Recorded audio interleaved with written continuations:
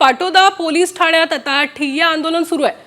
राष्ट्रवादी अजित पवार गटाकडून मनोज जरांगे पाटील, अंजली दमानिया, सुरेश धस, संदीप क्षीरसागर यांच्यावर गुन्हा दाखल करा आणि या मागणीने हे ठिय्या सुरू आहे। तर दुसरीकडे सुरेश धस समर्थक आणि मराठा समाजाच्या वतीने अमोल मिटकरी, सूरज चव्हाण यांच्यावर गुन्हा दाखल करण्याची देखील मागणी करण्यात आली आहे। दादा गट आणि धस समर्थक जे आहेत ते आता आमने सामने आल्याचं बघायला मिळतं।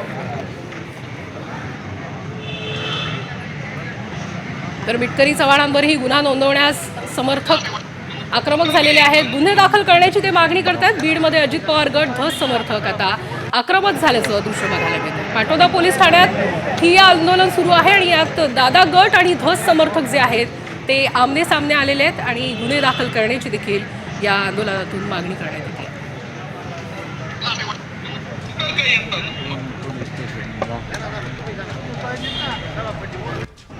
तर आपण बघतोय सुरेश धस समर्थक आणि मराठा समाजाच्या वतीने अमोल मिटकरी, सूरज चव्हाण यांच्यावर गुन्हा दाखल करण्याची मागणी केली जाते।